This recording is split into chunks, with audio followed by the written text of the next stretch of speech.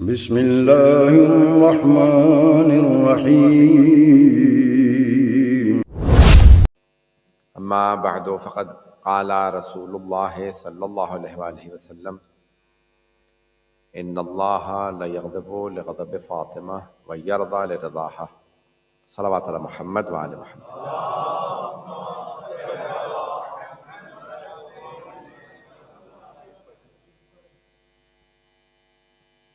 جناب خاتون جنت سلام اللہ علیہا، جن سے متعلق سرور کائنات نے بہت زیادہ احادیث ارشاد فرمائی، اور یہ بھی فرمایا کہ انا خیر النساء اربعون، بے شک دنیا کی بہترین خواتین چار، اور ان میں فرمایا کہ آسیہ بنت مزاحم، مریم بنت عمران، خدیجہ بنت خویلد اور فاطمہ بنت محمد، اور پھر فرمایا وآخرہن افضلہن، جو ان میں چوتھی ہیں وہ ان چاروں سے افضل ہے۔ جناب خاتون جنت کے مختلف انداز سے تعارف کروایا، نہ صرف یہ کہ ان کا تعارف کروایا بلکہ ان کے رتبے کو سمجھایا، ان کی عظمت کو سمجھایا، ان کی عصمت کا تعارف کروایا کہ یہ معصومہ، جو ابھی پاکستان میں ایشو بنا تھا گزشتہ ہفتے کہ جناب امیر علیہ السلام نے فرمایا حاکم سے کہ اگر تم نے سیدہ کے مطالبے کو رد کر دیا، ان کی بات کو رد کر دیا، اگر کوئی جناب سیدہ سلام علیہ کے خلاف گواہ لے آتا ہے کہ معاذ اللہ انہوں نے چوری کی، تو کیا کرو گے؟ تو حاکم نے کہا میں ان کا ہاتھ کاٹ دوں گا۔ تو کہا پھر تو تم قرآن کی مخالفت کرو گے، کیونکہ قرآن نے انہیں معصومہ کہا۔ یہ جناب امیر نے احتجاج کے طور پہ جملہ پیش کیا، پھر تو تم قرآن کی مخالفت کرو گے، قرآن کہتا ہے یہ معصومہ، تم کہتے ہو ہاتھ کاٹ دو۔ جیسے پاکستان میں پھر جو مظاہرے ہوئے جمعرات جمعے میں، اور بہت سے لوگوں نے ایشو بنایا۔ عزیزان گرامی، بعض اوقات کیونکہ ہماری بنیادیں صحیح نہیں ہیں، بعض ہمیں قرآن کے بنیادی عقائد سمجھ میں نہیں آئے، اس لیے ہم ان کی مخالفت کرنے لگتے ہیں۔ قرآن نے ایک بہت بڑا کام کیا، قرآن نے نام نہیں بتائے، بیویوں کے نام نہیں ہے قرآن میں، جناب آسیہ کا نام نہیں ہے، امرأۃ فرعون کہا اللہ نے، فرعون کی بیوی، توجہ ہو، اللہ نے نام نہیں بتایا بیویوں کے، سوائے جناب مریم کے کسی بیوی کا نام نہیں ہے، مردوں کے بھی نام نہیں ہے، انبیاء میں بھی صرف 25 انبیاء کرام علیہ السلام کے قرآن میں نام ہے، اس کے علاوہ انبیاء کے نام نہیں ہے، توجہ ہو۔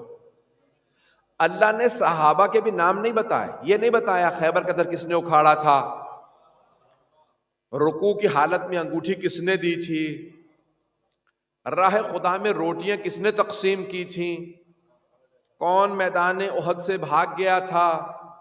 اللہ نے نام کہیں نہیں بتایا، اللہ نے صرف بتایا کہ کس نے کیا کیا۔ اب یہ معلوم کرنا ہمارا کام ہے، نام اللہ نہیں بتاتا، توجہ، نام اللہ نہیں بتاتا، دو وجوہات سے۔ پہلی وجہ یہ ہے کہ اسی میں امتحان ہے کہ کون فاتح تک پہنچتا ہے، کون فاتح کے پیچھے چلتا ہے، کون بھگوڑوں کے پیچھے چلتا ہے۔ یہ امتحان ہے یا نہیں؟ آزمائش ہے، اسی میں امتحان ہے کہ کون کس تک پہنچتا ہے۔ اور دوسری وجہ یہ ہے اللہ نے نام نہیں بتایا تاکہ کوئی یہ نہ کہتے حسبنا کتاب اللہ، ہمیں کتاب کافی ہے، کتاب میں سب کچھ آ گیا۔ اللہ نے کہا نہیں، کتاب میں سب کچھ نہیں ہے، تمہیں آل محمد کے پاس جانا پڑے گا، وہ بتائیں گے کون سی چیز کہاں پہ ہے۔ تو یہ قرآن کافی نہیں ہے۔ بہت سے لوگوں نے نعرہ لگا دیا کہ ہمیں قرآن کافی ہے، اور پھر جب جناب امیر علیہ السلام نے کہا اچھا یہی قرآن ہے، میں نے اس کے اوپر حاشیہ لگا دیا ہے، شان نزول تمام آیات کا لکھ دیا ہے، یہ قرآن لے لو۔ کہ نہیں یا علی، آپ سے قرآن نہیں چاہیے، رسول خدا سے آل نہیں چاہیے، آل سے قرآن نہیں چاہیے۔ اب حدیث نبوی سمجھ میں آئی، جو آل کو چھوڑ دے اس سے قرآن چھوٹ گیا، جو قرآن کو چھوڑے اس سے آل چھوٹ گئی۔ دونوں کو ساتھ ساتھ لے کے چلنا ہوگا، نہ قرآن کو چھوڑا جا سکتا ہے نہ آل کو، یہ دونوں ساتھ ساتھ رہیں۔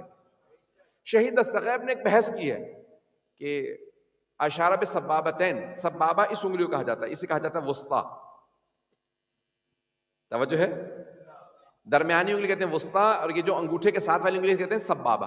تو اب رسول خدا نے سبابتین کئی مرتبہ کہتے ہیں نا، سبابتین دو سبابہ. تو جب ان دو انگلیوں کا اشارہ کیا جائے، جیسے وی سائن بناتے ہیں آپ حضرات، تو اسے کہتے ہیں سبابتین. کئی مرتبہ ان دو انگلیوں کو دکھاتے ہیں نا تو کہتے ہیں سبابتین. شہید الثغیب نے بحث کیا کہ رسول خدا نے ایسے اشارہ نہیں کیا تھا جب فرما رہے تھے میں 2 گنا قدر چیزیں چھوڑے جا رہا ہوں، قرآن و اہل بیت 2 گنا قدر، تو کہا ایسے اشارہ نہیں کیا تھا بلکہ ایسے اشارہ کیا. پتہ نہیں لوگ ہیں یا نہیں. شہید الثغیب فرماتے ہیں سبابتین لا کہاتین، ایسے نہیں بلکہ ایسے فرمایا کہ 2 گنا قدر چھوڑے جا رہا، 2 گنا قدر چیزیں چھوڑے جا رہا ہوں. یہ دونوں ساتھ ساتھ رہیں گے، دونوں ساتھ ساتھ رہیں گے اور کبھی بھی ایک دوسرے سے جدا نہیں ہوں گے. انہما لن یفترقا حتی یرد علی الحوض، جب تک کہ حوض کوثر پہ مجھ سے آنا ملے یہ دونوں جدا نہیں ہوں گے. اگر تم یہ سمجھو ہمارے پاس ایک ہے، سمجھ لو دونوں نہیں ہیں. دھوکہ تمہیں ہو رہا ہے، انہیں نہیں ہوتا. وَلَا تُعَلِّمُهُمَا، انہیں سکھانے کی کوشش نہ کرنا. نہیں پہنچا پایا. انہیں سکھانے کی کوشش نہ کرنا. اِنَّهُمَا أَعْلَمُ مِنْكُمَا، یہ دونوں تم سے زیادہ علم رکھتے ہیں. قرآن بھی اہل بیت بھی. پہنچا نہیں پا رہا ہوں. بھئی آپ یہ کہہ سکتے ہیں بھی اہل بیت کو لوگ سمجھانے کی کوشش کریں گے تو گناہگار ہوں گے، قرآن کو کون سمجھائے گا؟ نہیں، قرآن کو بھی آج سمجھا رہے ہیں لوگ. یہ آیت یوں نہیں ہونی چاہیے تھی. پتہ نہیں لوگ پہنچے یا نہیں پہنچے. میں نے ملک کا نام نہیں لیا، میں نے شہر کا نام نہیں لیا کہ لکھنؤ میں ہے یا کہاں ہے یا لاہور میں ہے یا کس آدمی نے کیا انکار قرآن کا کہ قرآن کو بتا رہا کہ یہ آیت ہونی چاہیے یا نہیں ہونی چاہیے. لا تعلمہما، ان دونوں کو سکھانے کی کوشش نہ کرنا. نہ قرآن تم سے سیکھنے آیا ہے، نہ آل تم سے سیکھنے آئے ہیں، یہ تمہیں سکھانے آئے ہیں. بہت سے لوگوں کی عادت یہ ہے کہ وہ امت کی اصلاح کرتے کرتے امام کی اصلاح کرنے لگے. پتہ نہیں بات پہنچی یا نہیں. عادت ہو جاتی نا اصلاح کی، میں تو مصلح ہوں، اصلاح کرتا ہوں. سب کی اصلاح کرتے کرتے وہ اب امام کی بھی اصلاح کرنے لگے، قرآن کی بھی اصلاح کرنے لگے. یہ آیت نہ ہوتی تو اچھا ہوتا. میں تجھے تو پتا ہے تو قرآن لکھ دیکھنے. پتہ نہیں بات پہنچ رہی ہے نہیں پہنچ رہی. اگر جناب امیر علیہ السلام یہ خطبہ نہ دیتے تو بہتر ہوتا، تو جناب امیر جیسا تو خطبہ دے دے بھائی. پتہ نہیں بات پہنچ رہی ہے نہیں پہنچ. کسی نے ایک مستبصر ہے، ایک کانورٹ ہے، وہ کہتا ہے اگر کسی کو کہو نا 5 سال ہیں تمہیں پی ایچ ڈی ملے گی، اتنی بڑی ڈگری، سب سے بڑی ڈگری مانی جاتی ہے، 5 سال سپانسر کریں گے، کچھ نہ کرو، صرف مولا علی کے خطبوں جیسا ایک خطبہ لکھ دو.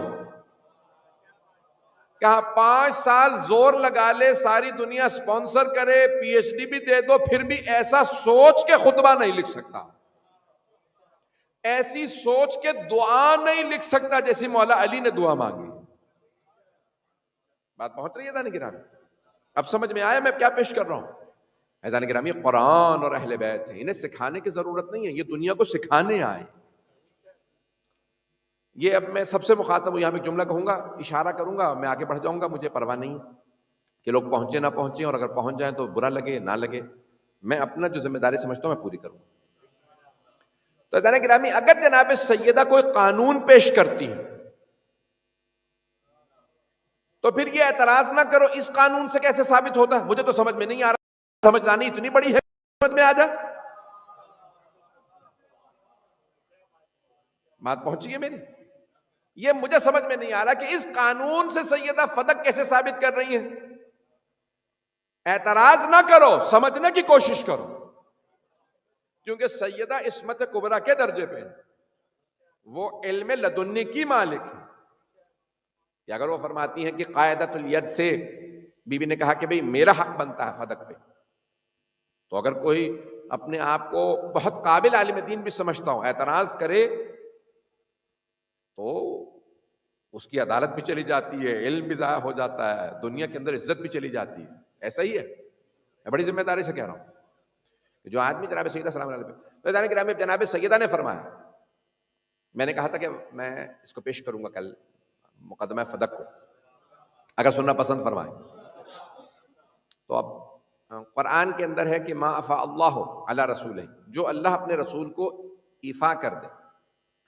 تو اب یہ فے عربی میں کہا جاتا ہے. انفال، سورہ انفال کو اٹھا کے دیکھیں، وہاں پہ لفظ فے آیا ہے. فے ایک ہے مال غنیمت، ایک ہے فے.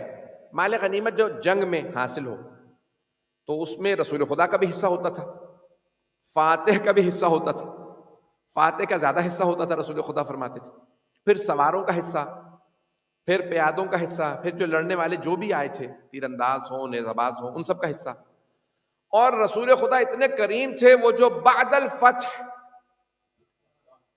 یہ عربی کی اصطلاح، جنگ فتح ہونے کے بعد پہنچتے تھے رسول خدا، انہیں بھی نوازتے تھے.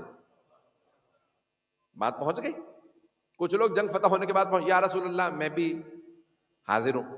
تو اب پیغمبر یہ نہیں فرماتے تھے جنگ میں نہیں تھے تم، اتنے کریم تھے، کہتے تھے کوئی بات نہیں، اس کو بھی کچھ حصہ دے دو، اپنے حصے میں سے اس کو کچھ دے دیتے، عطا کر دیتے. رسول خدا کریم تھے. کیوں؟ بھائی جنگ میں آ گیا، چلو جنگ کے فتح ہونے کے بعد آیا ہے، تو اب یہ جو جنگ میں جائے گا وہ ہے مال غنیمت، وار بوٹی جسے کہا جاتا ہے. تو وہ اس میں سب کا حصہ تھا. ایک مرتبہ یعنی اللہ فرماتا ہے میں نے تمہیں نہیں دیکھا کہ تم نے جنگ کی ہو، رکبتم الخیال، یعنی تم گھوڑوں پہ سوار نہیں ہوئے، تم نے تلواریں نہیں چلائیں، تم نے تیر نہیں چلائے. تو اللہ فرماتا ہے کہ اس میں کسی مسلمان کا کوئی حصہ نہیں جہاں جنگ نہیں ہوئی، یہ سب میرے رسول کا. اسے کہا جاتا ہے فے، انفال. تو کچھ لوگوں نے بحث کیا کہ نہیں، انفال اور وسیع ہے، صرف جو حاصل ہو وہ نہیں، بلکہ یہ جو پہاڑ ہیں، یہ جو دریا ہیں، یہ جو جنگلات ہیں، یہ سب انفال میں ہیں. یہ سب رسول خدا کے اور آج امام زمانہ کے. بات پہنچ رہی ہے؟ انفال کا مفہوم اور وسیع تر ہے. مجھے اس میں نہیں جانا، میں ابھی خمس کی بحث اور میراث کی بحث میں نہیں آیا ہوں، میں بھی صرف فے پیش کر رہا ہوں، اگر مجمع چلے گا. تو اب رسول خدا جنگ کہاں ہوئی؟ خیبر میں، 7ویں ہجری میں. جب خیبر فتح کر لیا، مرحب، حارث اور انتر کو جناب امیر نے پچھاڑ دیا.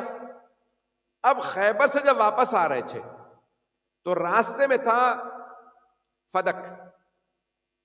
فدق کے یہودیوں نے ایک مرتبہ رسول خدا کو دیکھا تو کہا کہ ہم جنگ نہیں کریں گے، یہ فدق آپ ویسے ہی رکھ لیجئے. اب کوئی جنگ نہیں ہوئی، توجہ، جنگ ہوئی تھی خیبر میں. ایک ام المومنین فرماتی ہیں خدا رحمت نازل کرے ابو الحسن پہ. ابو الحسن یعنی امیر المؤمنین، خدا رحمت نازل کرے ابو الحسن پہ. انہوں نے خیبر فتح کیا تو ہم نے پیٹ بھر کے خرمے کھائے. عرب میں ہوتے ہی خرمے تھے، انہوں نے وہ بھی پیٹ بھر کے نہیں کھائے. سوچئے کتنی غربت تھی. جناب امیر کا صدقہ ہے، سب کے سب سیراب ہو رہے ہیں، سب کھانے پینے کو مل رہا، اچھا لباس ملا، پوشاک ملی، سونا ملا. تو اب جناب امیر علیہ السلام کا نام سن رکھا تھا سب نے کہ کوئی حیدر کرار ہے جس نے خیبر فتح کی. تو فدق کے یہودی گھبرا گئے، کہا کہ یا رسول اللہ ہم آپ کو فدق ہبہ کرتے ہیں، ہم آپ کو دیتے ہیں. رسول خدا نے 27 غزوے لڑے، 27 مشہور یہی، خود جو جنگیں لڑی، جن میں کہتے ہیں کہ 26 ڈیفینسو ہے، دفاعی ہے، یعنی آپ پہ حملہ کیا گیا، آپ نے دفاع کیا. ایک افینسو ہے اور وہ ہے فدق. میرا یہ نظریہ ہے کہ فدق بھی افینسو نہیں ہے. تمام مسلمانوں نے یہ لکھا ہے، تمام مسلمانوں نے، کہ رسول خدا نے 27 جو ہے غزوات اس میں حصہ لیا، 27 غزووں میں حصہ لیا، 26 دفاعی ہیں، ایک جہاد ابتدائی افینسو ہے. میں کہتا ہوں نہیں، وہ بھی افینسو نہیں، کیونکہ رسول خدا کو مسلمانوں نے شکوہ کیا، شکایت کی کہ یہودی ہم پہ حملہ کرتے ہیں، ہمیں لوٹ لیتے ہیں. تو رسول خدا نے خیبر کے یہودیوں کو خط لکھا، خبردار میرے ماننے والوں کو مت ستانا، انہیں مت مارنا، انہیں مت لوٹنا. انہوں نے نادیدہ گرفتار، انہوں نے اس کی کوئی پرواہ نہیں کی. رسول خدا کو مسلمانوں نے دوبارہ شکایت کی، آپ نے دوبارہ خط لکھا، اے خیبر کے یہودیوں باز آ جاؤ، میں تمہیں وارننگ دے رہا ہوں، اگر باز نہیں آؤ گے پھر میں جواب دوں. انہوں نے کہا بھی کیا بگاڑ لیں گے، ہمارے پاس اتنا بڑا قلعہ، خیبر کا قلعہ، مرحب، حارث، انتر. ان کو 3 پہ بڑا ناز تھا.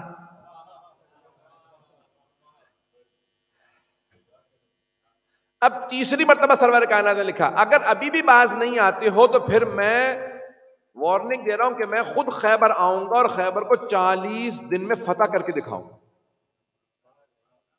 تو انہوں نے کہا آنا ہے تو آ جائیے, ہمیں کیا پرواہ. اب جب آپ تشریف لے گئے تو 39 دن گزر گئے, پھر آپ نے 40ویں دن جناب امیر علیہ السلام کو دعوت دی اور جناب امیر نے 40ویں دن خیبر فتح کی. ذہنوں میں ہے, مجھے پیش نہیں کرنا.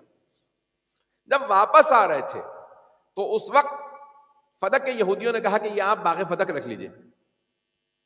اللہ نے کہا اے مسلمانوں, نہ تم نے یہاں گھوڑے دوڑائے ہیں نہ جنگ کی, یہ سب میرے حبیب کا. تو اللہ نے رسول خدا کو دے دیا. اب رسول خدا کے قبضے میں آ گیا. کس کا ہے؟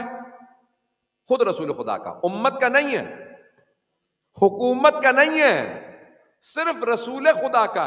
توجہ, صرف رسول خدا کا فے ہے, صرف رسول خدا کا. آپ جیسے ہی مدینے پہنچے سورہ شورا کی آیت نازل ہوئی, وَآتِ ذَا الْقُرْبَى حَقَّهُ, اے میرے حبیب اپنے قرابت داروں کو, قربا کو ان کا حق دے دیجئے, ان کا حق دے دیجئے. حکم ہے, امر ہے. وَآتِ ذَا الْقُرْبَى امر ہے. توجہ, اللہ کہتا ہے اقیم الصلاۃ, نماز قائم کرو, یعنی نماز واجب ہے. اللہ فرما رہا ہے اپنے حبیب سے, کچھ لوگ پہنچ گئے ہیں کہ میرے حبیب اپنے قرابت داروں کا حق ادا کیجئے, دیجئے. جیسے ہی اللہ نے حکم دیا دے دیجئے, تو رسول خدا نے فوراً جناب امیر کو بلایا, جناب سیدہ کو, کہ مجھ سے سب سے قریبی جو رشتہ ہے وہ فاطمہ کا. اے میرے بھائی علی, اللہ نے آیت نازل کی ہے اپنے قربا کو, قرابت داروں کو ان کا حق دے دیجئے. آپ گوارا رہیے گا, میں نے سیدہ کو باغ فتح دے دی. اب پیغمبر اسلام نے تحریر لکھی کہ سیدہ یہ آپ کا. جناب سیدہ نے فرمایا یا علی, میں کبھی, یا ابوالحسن میں کبھی فدق نہیں جاؤں گی, یہ تحریر میرے بابا کی آپ رکھ لیجئے. وہاں پہ جو ملازم اپوائنٹ کرنے ہیں, جو وہاں نوکر اپوائنٹ کرنے ہیں, ہاری کہتے ہیں اردو میں, فارمرز, یہ جو بھی اس کے کافٹر کے لیے, باقی وہ آپ اپوائنٹ کیجئے گا, سارا کام آپ کے ذمہ. تو آپ نے فرمایا سیدہ ملکیت آپ ہی کی ہے, میں قبول نہیں کر رہا, یہ آپ کے بابا نے آپ کو دیا.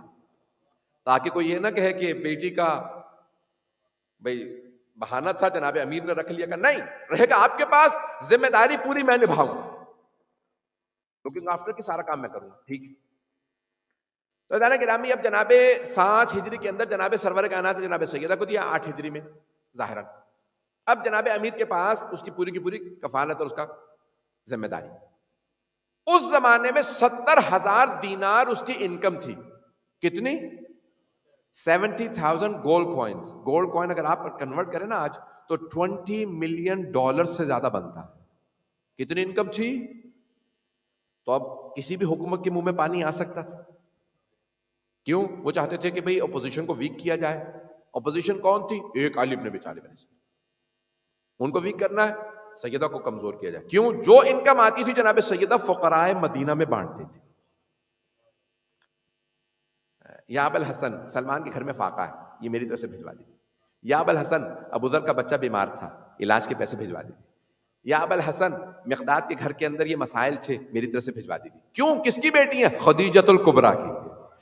اللہ نے حکم اس لیے دیا اپنے رسول کو, فاطمہ کو دے دیجیے, کیونکہ جانتا ہے اللہ فاطمہ کے اندر, سیدہ فاطمہ میں خدیجۃ الکبریٰ کی سیرت پائی جاتی.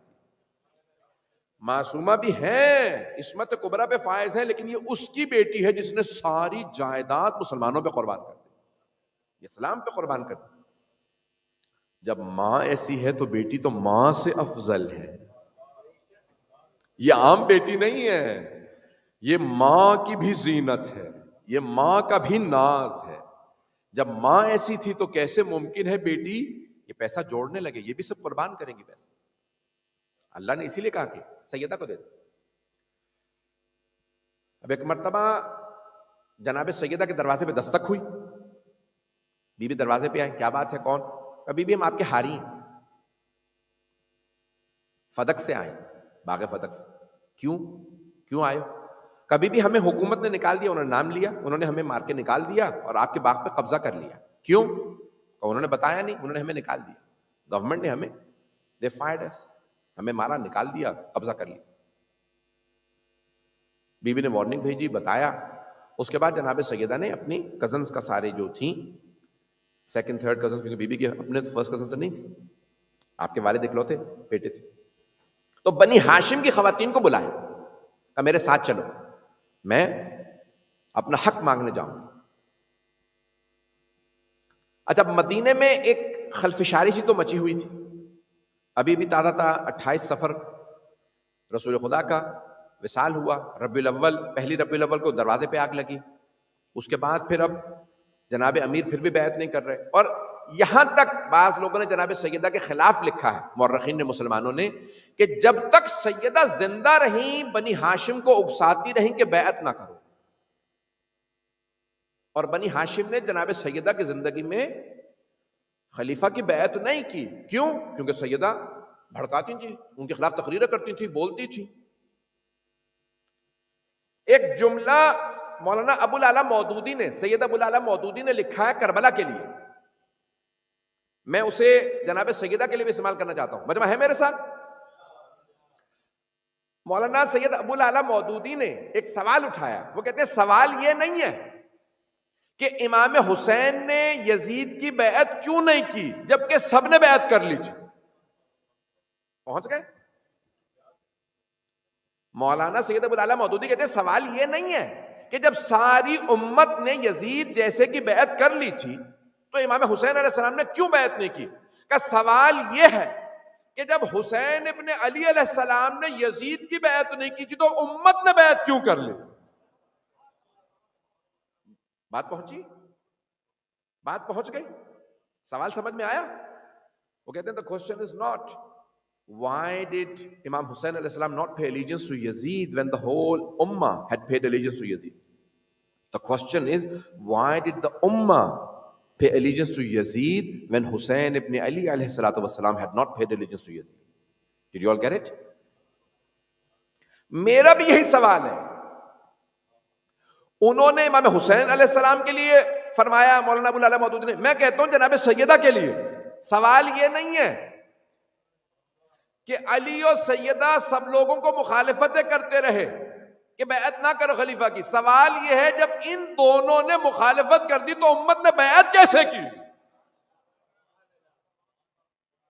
بات واضح ہوئی ہے ذہن گرامی میں کہ حسین ابن علی کون ہے؟ علی بطول کے لال ہیں، ان کا خون ہے، ان کی سیرت پہ عمل کر رہے ہیں۔ تو اب یہاں جناب سیدہ سلام علیہ آئیں اور آنے کے پاس بی بی نے اپنا کیس پیش کیا، تو بی بی فرماتی ہیں کہ بھئی یہ باغ فدق میرا ہے، حکومت نے کہا کہ اگر آپ کا ہے تو آپ گواہ لے آئیے۔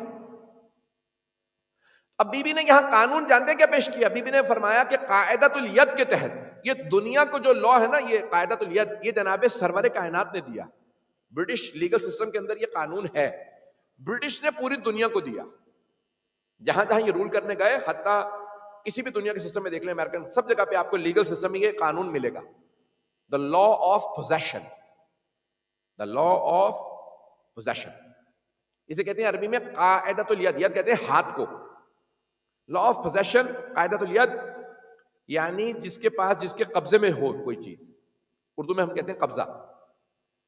مثال کے طور پہ پوزیشن اس انگوٹھی کی میرے پاس ہے، I have the possession of this ring, I have the possession of this امامہ، یہ قاعدۃ الید کے تحت یہ امامہ میرے سر پہ ہے، میرے پاس پوزیشن ہے۔ اگر کوئی آدمی کلیم کرتا ہے کہ یہ امامہ اس کا ہے تو اس آدمی کو وٹنس چاہیے میرے خلاف کہ وہ ثابت کرے کہ امامہ اس کا ہے۔ اگر وہ وٹنس نہ لا سکے تو امامہ میرا ہے کیونکہ میرے پاس ہے، I have the possession۔ پتہ نہیں لوگ ہیں یا نہیں، بات واضح ہوئی؟ پوزیشن میرے پاس ہے۔ اب ایک مرتبہ جناب سیدہ سلام اللہ نے فرمایا، جب اس نے کہا نا، حاکم نے کہا آپ وٹنس لائیے، فدق آپ کا ہے، بی بی نے کہا وٹنس میں کیوں لے کے آؤں؟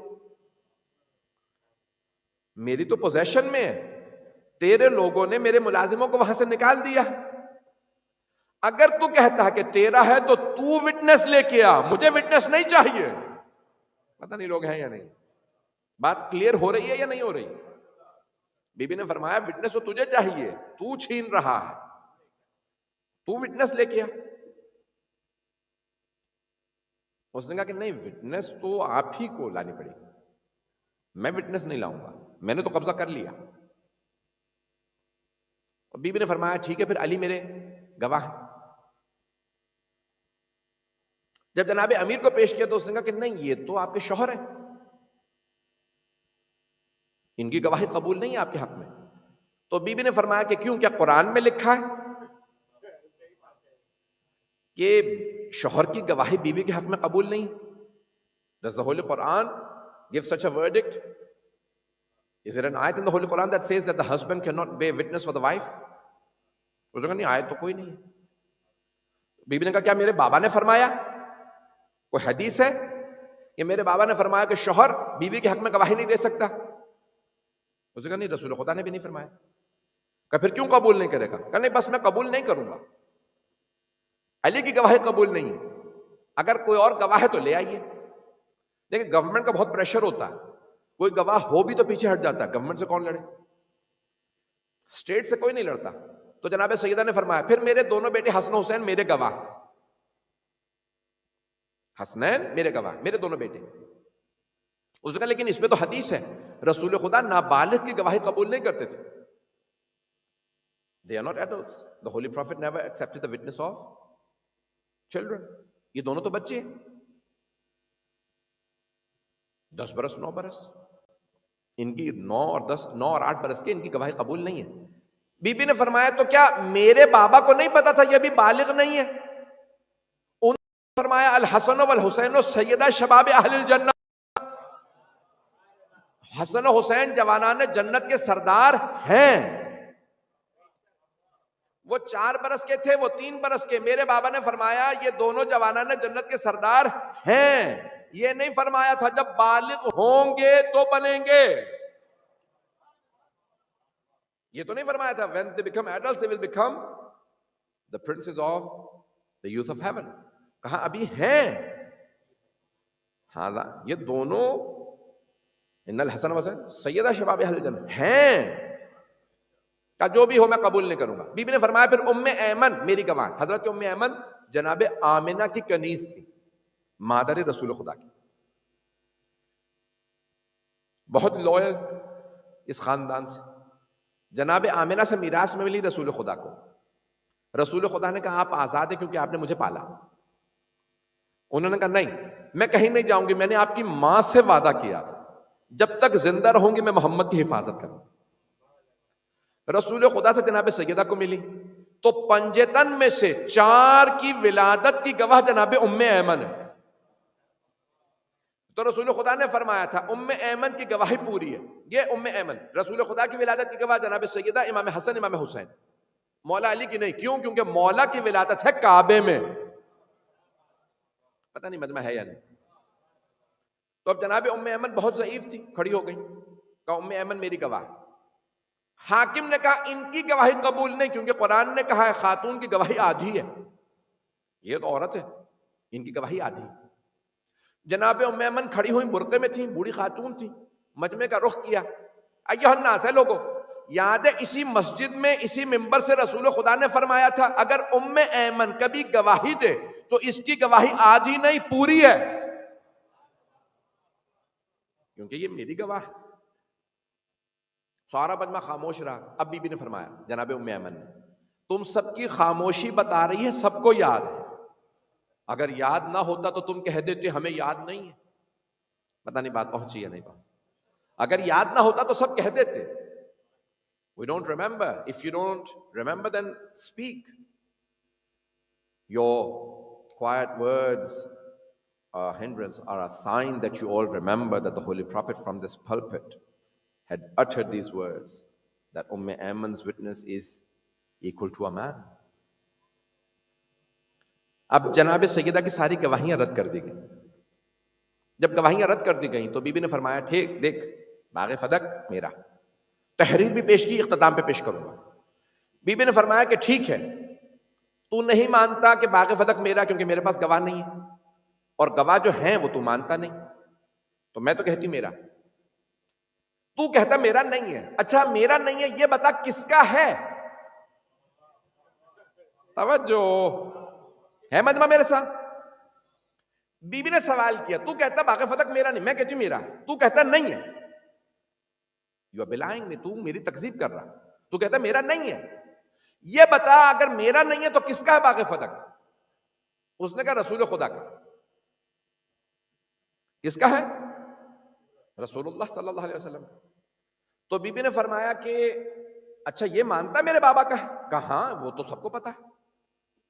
بی بی نے کہا اگر یہ مانتا ہے کہ میرے بابا کا ہے اور انہوں نے اپنی زندگی میں تو کہتی ہوں اپنی زندگی میں مجھے دے دیا تھا تو میرا ہے، اگر تو کہتا نہیں میرا نہیں ہے میرے بابا کا ہے تو پھر میں اپنے بابا کی وارث ہوں.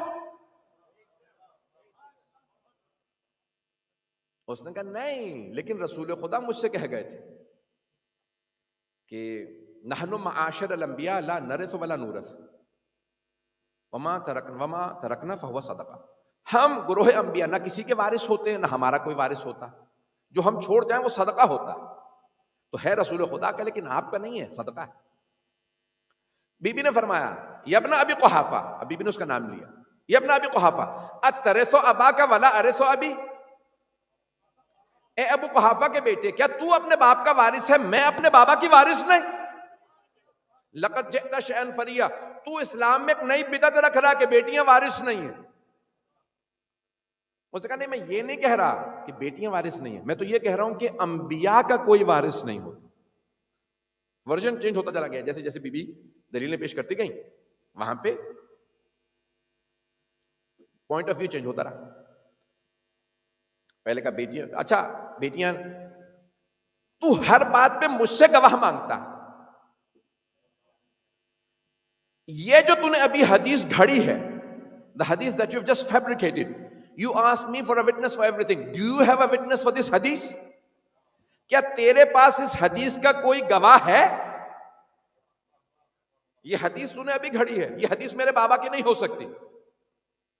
اس نے کہا نہیں میں اکیلا تھا رسول خدا کے ساتھ. I was all alone when he said this to me. میں اس وقت اکیلا تھا جب رسول خدا نے فرمایا کہ ہمارا کوئی وارث نہیں ہوتا. اچانک کسی خاتون نے آواز دی، نہیں بابا جان میں سن رہی تھی، میں پردے میں تھی، رسول خدا نے آپ سے کہا تھا. تو اس نے کہا اب تو میں گواہ بھی مل گیا. ابھی ایک بی بی کی گواہی رکھی ہے اور ایک ہی بی بی کی گواہی پہ اپنے آپ کو سچا ثابت کر دیا. نہیں ہے مجمع. اس نے کہا اب تو میرے پاس گواہ بھی ہے، میری بیٹی کہہ رہی ہے کہ رسول خدا نے مجھ سے کہا تھا اور وہ سن رہی تھی. کل جب یہ مر گیا نا اور اس کی بیٹی نے کہا میرے باپ کو میری میراث میں دفنا دو رسول خدا کے گھر میں، کیونکہ پیغمبر نے وصیت کی تھی مجھے میرے گھر میں دفنانا. دو ایسی زوجہ تھیں جنہوں نے اپنے اپنے باپ کو دفنایا رسول خدا کے گھر میں. تو پہلی بیوی نے یہ کہا کہ میری میراث میں میرے باپ کو دفنا دو. امام حسن مجتبیٰ کھڑے ہو گئے، کہا نانی اماں آپ نے تو میری ماں کے خلاف گواہی دی تھی کہ انبیاء کا کوئی وارث ہی نہیں ہوتا. جب بیٹی وارث نہیں تو بیوی کیسے وارث؟ مجمع مبہوت ہے، سن ہیبت میں سن رہا، بہت زیادہ پریشان ہو ہیں، سن رہے حضرات؟ میں آپ نے تو گواہی دی کہ انبیاء کا کوئی وارث نہیں. جب بیٹی وارث نہیں تو پھر بیوی کی میراث میں کیسے باپ دفن ہو سکتا ہے اس کا؟ بات پہنچ گئی؟ تب یہاں واپس آ جائیے 11 ہجری میں دربار. تو اب جناب سیدہ نے کہا کوئی گواہ ہے؟ کہ نہیں اب تو گواہ مل گیا، میں آپ کو فدق نہیں دوں گا، میرے پاس گواہ ہے. بی بی نے فرمایا کہ کیسے مان لوں اس حدیث کو؟ میرے بابا پہ قرآن نازل ہوا تھا، ممکن ہی نہیں ہے وہ قرآن کے مخالف کوئی حدیث پیش کر دے. اب قرآن آتا ہو تو وہ قرآن میں کہاں ہے انبیاء کے وارث ہوتے ہیں؟ بی بی نے کہا وَوَرِثَ سلیمان و داؤد، سلیمان وارث ہوئے داؤد کے. سلیمان بھی نبی، داؤد بھی نبی، جو وارث ہے وہ بھی نبی، جس کا وارث ہے وہ بھی نبی. تم کہتے ہیں انبیاء کا کوئی وارث نہیں، وہ کسی کے وارث نہیں. بادشاہت ملی ہے، پوری سلطنت ملی ہے جناب سلیمان کو جناب داؤد سے. جو وارث ہیں وہ بھی نبی، جس کے وارث ہے وہ بھی نبی. تم کہتے ہو نہ انبیاء کسی کے وارث نہ ان کا کوئی وارث. توجہ، وارث ہیں قرآن سے. جناب یعقوب نے دعا کی رب حبلی، پروردگارہ مجھے ایک بیٹا یرثنی و یرث من آل یعقوب، جو میرا بھی وارث ہو، ساری آل یعقوب کا وارث ہو. جناب زکریا نے دعا کی. تو جناب زکریا بھی دعا مانگ رہے ہیں. جناب زکریا نبی اللہ نے ان کو ایک ہی اولاد دی، جناب یحییٰ، وہ بھی نبی، جو وارث ہے وہ بھی نبی، جس کے وارث ہیں وہ بھی نبی۔ مجھے نہیں معلوم مجمع ہے یا نہیں، تو تم کہتے ہو انبیاء کا کوئی وارث نہیں، جو ہم چھوڑ جائیں وہ صدقہ ہے۔ قرآن تو کہہ رہا ہے وارث ہے، پھر بھی نے آیت پڑھی یوصیکم اللہ للذکر مثل حظ الانثیین، اللہ تمہیں وصیت کرتا ہے اے ایمان والو کہ ہر بیٹے کا حصہ بیٹی کی نسبت دگنا ہے۔ کہ یہ آیت اللہ نے تمام مسلمانوں کے لیے کہی ہے، اس میں کوئی ایکسیپشن ہی نہیں بتایا، there are no exemptions، یہاں پہ کوئی استثناء نہیں ہے، یہ قانون سب کے لیے ہے، جب سب کے لیے تو میرے لیے بھی ہے، اس میں ایکسیپشن نہیں۔ بی بی نے آیت پہ آیت پڑھی، لیکن انہوں نے کہا نہیں، ہم نہیں مانتے۔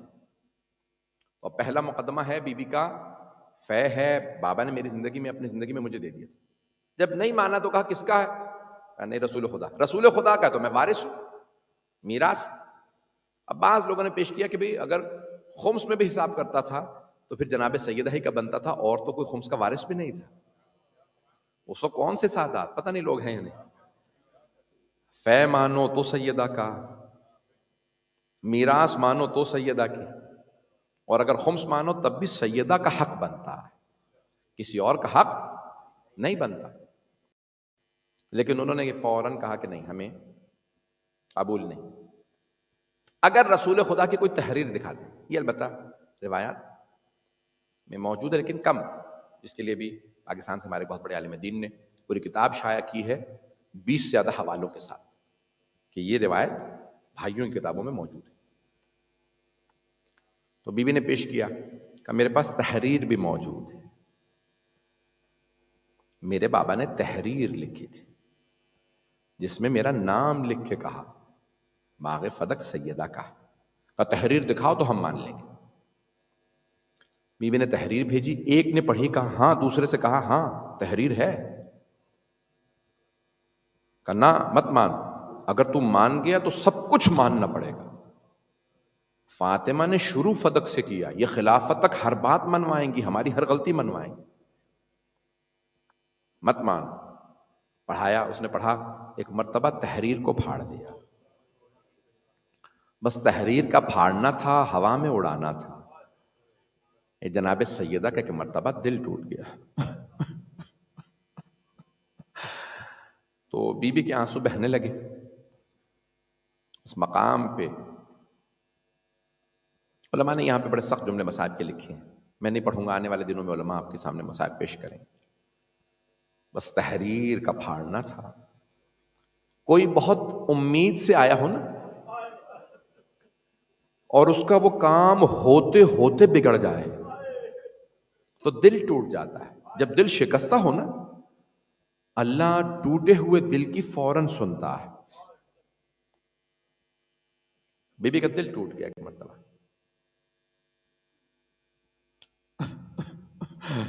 یہ مصائب بڑے سخت ہیں، میں پڑھ نہیں پاؤں گا۔ تو ایک مرتبہ بی بی کا دل ٹوٹا، بی بی نے کہا یاد رکھو تم نے آج میرا دل دکھایا ہے، میرا ایک بیٹا مہدی آئے گا، وہ میرے ہر بدلے کو لے گا تم سے۔ اس تحریر کو، جو میرے بابا کی تحریر مجھے اپنی جان سے زیادہ عزیز تھی، میرے بچوں سے زیادہ میرے بابا نے لکھا تھا، یہ جناب سرور کائنات کی۔ اب یہاں پہ اس مقام پہ جناب سیدہ نے ایک مرتبہ بلایا کہ فضہ مجھے سہارا دے۔ بی بی کے قدم اٹھ نہیں رہے تھے، بی بی کے قدم زمین پہ خط کھینچ رہے تھے۔ میرے ساتھ چلیے گا، ابھی جملہ پیش کر رہا ہوں۔ آپ جانتے ہیں نا، میں نے ایک بہت بڑے ڈاکٹر سے امریکہ میں سوال کیا تھا کہ ہمارے یہاں بہت سی روایات میں ہے کہ ایک لہجے میں بال سفید ہوئے، کہ مولا سجاد جب گئے نا دربار یزید میں، پھوپھیوں کو کھڑا دیکھا تو ایک جملہ بڑا سخت ہے، میں پڑھتا نہیں ہوں۔ میں نے کئی بڑے بڑے علماء مجتہدین سے سوال کیا مستند ہے یہ جملہ؟ کا ہاں، سب نے فرمایا مستند ہے۔ امام سجاد نے فرمایا کاش میری ماں نے مجھے پیدا نہ کیا ہوتا، میں سیدہ کی بیٹیوں کو شرابی کے دربار میں نہ دیکھتا۔ بڑا سخت جملہ مولا سجاد کا۔ یہ مولا سجاد علیہ السلام برداشت نہیں کر رہے کہ علی و بطول کی بیٹیاں شرابی کے دربار میں.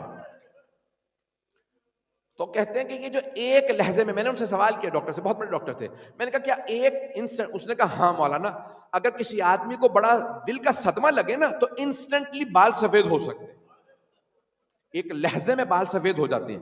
اگر کسی کو دل کا بہت بڑا صدمہ لگے، کوئی کسی ڈیپ شاک میں چلا جائے نا تو اس کے بال سفید ہونے لگتے ہیں. میں نے کہا اس سے بڑا صدمہ سیدہ کو نہیں ہو سکتا تھا. ارے یہ لوگ کہتے ہیں میرے بابا کے ماننے والے ہیں، میرے بابا کی تحریر کو. عجیب کیفیت ہے جناب سیدہ. بس اب بی بی دن رات روتی رہتی ہیں. جب واپس آئی نا تو بہت سے لوگ سوال کرتے ہیں کہ اس حالت میں بی بی دربار گئی تھی.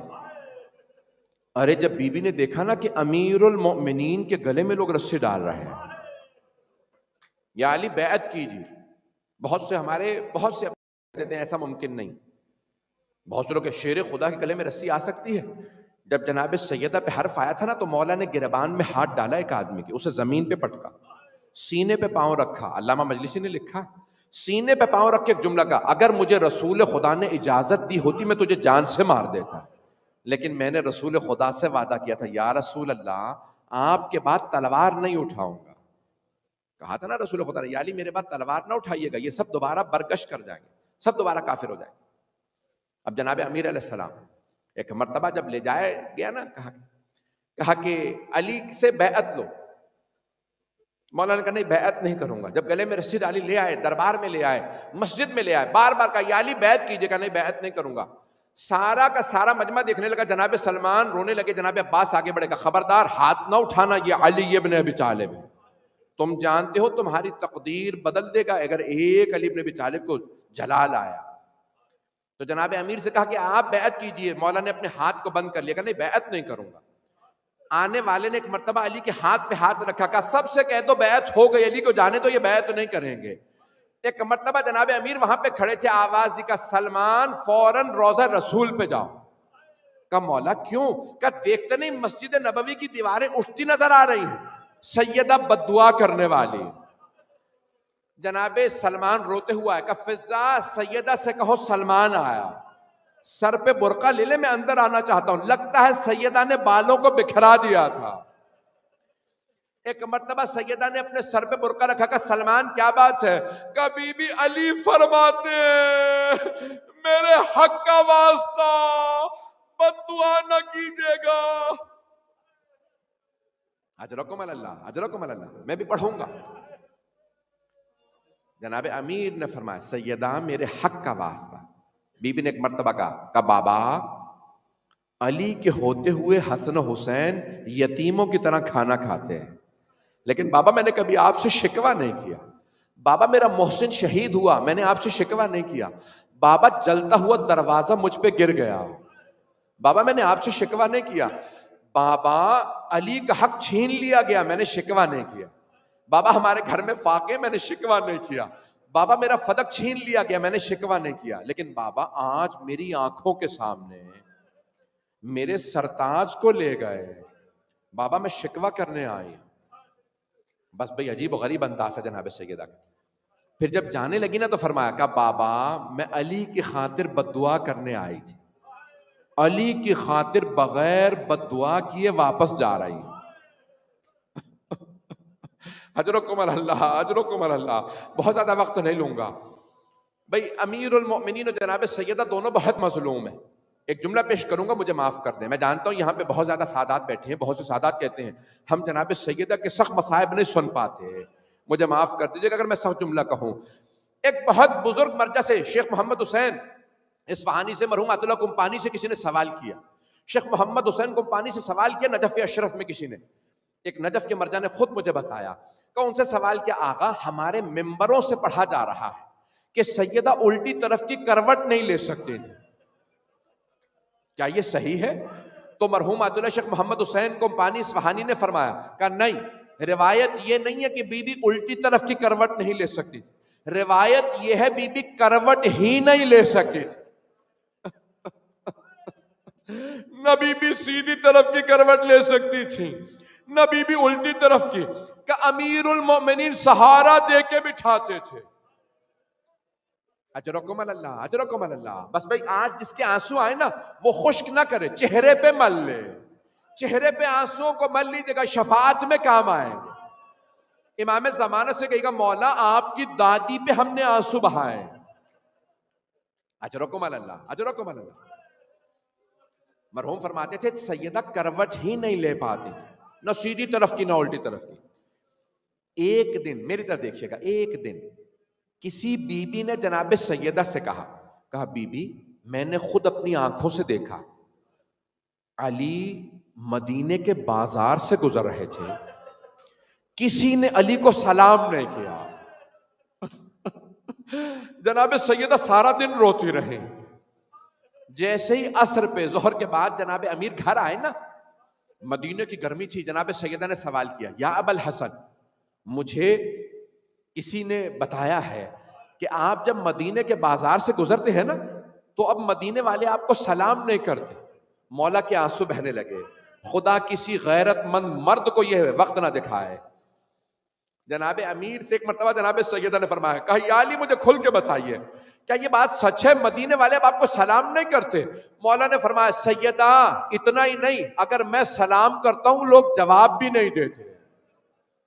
میں کسی کو سلام کر دوں نا السلام علیکم، کوئی جواب نہیں دیتا مجھے. ایسا نہ ہو علی کو جواب تو حکومت سمجھے یہ علی کے ساتھ مل گیا. مولا کا لوگ سلام کا جواب نہیں دیتے تھے. بی بی سارا دن روتی رہی، کہا بابا آپ کے بعد اب لوگ علی کو سلام بھی نہیں کرتے. اجرکم اللہ. کتنے مصائب ہیں. بس بھئی ایک جملہ پیش کر رہا ہوں. ایک دن جناب سیدہ نے سوال کیا، دوسرے دن جناب امیر نے سوال کیا. سننا چاہیں گے؟ اب جناب امیر آئے کہ سیدہ کیا بات ہے، اتنی سرخ آنکھیں، اتنا سرخ چہرہ، لگتا ہے بہت زیادہ گریہ کی ہے آپ نے آج. ہر روز روتی ہے لیکن آج لگتا ہے زیادہ روئی ہے. کہا یا ابا الحسن میں جس درخت کے نیچے بیٹھ کے روتی تھی نا آج مسلمانوں نے وہ درخت کاٹ دیا. ایک ملعون نے وہ درخت کاٹ دیا. سیدہ درخت کے سائے میں بیٹھ کے روتی تھی، اس نے درخت کاٹ دیا. کہا یا ابا الحسن میں دھوپ میں بیٹھ کے روتی رہی. میں دھوپ میں بیٹھ کے روتی رہی. مولا نے ایک مرتبہ کہا سیدہ میں آپ کے لیے بیت الحزن بنا دوں گا. مولا نے ایک چبوترا بنایا، بی بی اس کے سائے میں بیٹھ کے روتی. جانتے کیا فرماتے؟ صبت علیہ مصائب لانہا صبت علی الایام سرنا لیالیا. بابا آپ کے بعد اتنے مصائب ٹوٹے ہیں مجھ پہ کہ اگر پہاڑوں پہ ٹوٹتے اتنے مصائب تو وہ ریزہ ریزہ ہو جاتے، اگر دنوں پہ مصائب آتے وہ رات میں بدل جاتے. بابا آپ کی بیٹی بوڑھی ہو گئی. ایک سوال کروں گا مجھے معاف کر دیجئے گا، کبھی آپ نے دیکھا کوئی 18 یا 19 برس کا ہو اور مرنے کی دعا مانگے؟ کوئی 18-19 سال کا آدمی مرنا نہیں چاہتا، جوان آدمی مرنا نہیں چاہتا.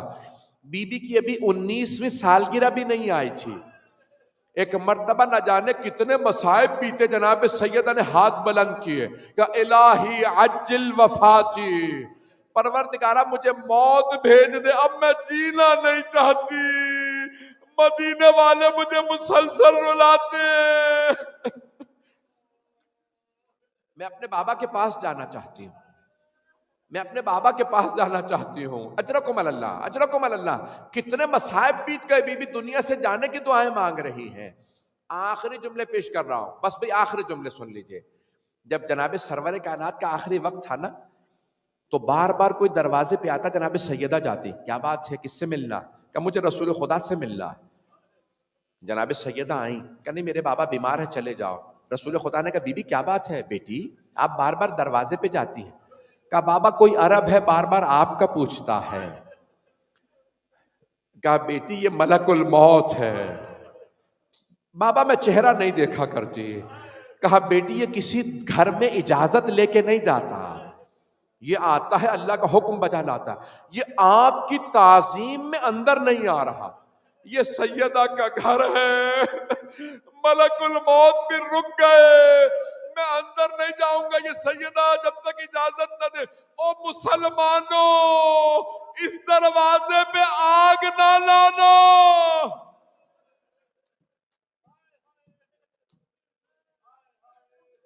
الا لعنت اللہ علی القوم الظالمین وسیعلم الذین ظلموا ای منقلب ینقلبون. میں نے بھی بہت سے مصائب چھوڑ دیے، میرے پھر بھی بہت سے بھائی رو رہے ہیں. سوال کروں آپ سے، آپ نے صرف مصائب سنے ہیں، آپ نے دروازہ گرتا تو نہیں دیکھا. اب پوچھئے امام حسن مجتبیٰ کے دل سے، جنہوں نے دروازہ گرتے دیکھا تھا. جب کسی نے پوچھا نا مولا حسن مجتبیٰ سے، مولا کیا بات ہے آپ اتنا تڑپ کے کیوں روتے ہیں؟ کہا میں نے وہ دیکھا ہے جو کسی نے نہیں دیکھا. میں وہ مصائب پڑھ نہیں سکتا جو مولا نے فرمایا. جب مدینے کے کسی گلی میں بھی دیکھتے ہیں نا مولا، تو مولا کی آنکھوں میں خون اتر آتا، دیوار کا رخ کر لیتے، کہا انہیں جانے تو پھر گزروں گا. کہا مولا کیا بات ہے؟ کہا یہ وہ لوگ ہیں جو ہمارے در پہ آگ لائے تھے. پروردگارا واسطہ خاتون جنت کی عظمتوں کا، ہم سب کو امام زمانہ کی زیارت نصیب فرما. دشمنان اہل بیت کو نیست و نابود فرما. داعش و طالبان کو، آل سعود کو غارت فرما. مؤمنین کی حفاظت فرما. کرونا وائرس کا خاتمہ فرما. پروردگارہ یہ ایام فاطمیہ ہمیں جنت البقیع دوبارہ تعمیر ہوتا دیکھنا نصیب فرما. پروردگارہ جہاں جہاں مومنین بسے ان کے جان مال عزت آبرو کی حفاظت فرما. ہمارے مقامات مقدسہ کی حفاظت فرما. خاص طور سے شام کے تمام روضوں کی حفاظت فرما. ہمیں دوبارہ تمام زیارات نصیب فرما. اس امام بارکہ کو ترقی عنایت فرما. پروردگارہ آج کے جو بانیان ہیں، مجھ سے نام دیے گئے تھے میں شروع میں بھول گیا، پروردگارہ ان سب کی توفیقات میں اضافہ فرما. اور جن لوگوں کے فاتحہ کے لیے کہا گیا تھا، سید ذوالفقار شاہ جو 15 دن پہلے جن کے انتقال ہوا ہے، اور آقا مرزا عبد الامیر تبریزی ان کی برسی ہے، پروردگارہ ان سب کے درجات بلند فرما. ان کی قبروں کو منور فرما. حاضرین کے تمام مرحومین کو، ہم سب کو جناب سیدہ کی شفاعت نصیب فرما. پروردگارہ تجھے واسطہ اپنے تو جلال کا، ہمیں زندگی میں جناب سیدہ کی زیارت نصیب فرما، آخرت میں ان کی شفاعت نصیب فرما. ربنا تقبل منا انك انت السميع العليم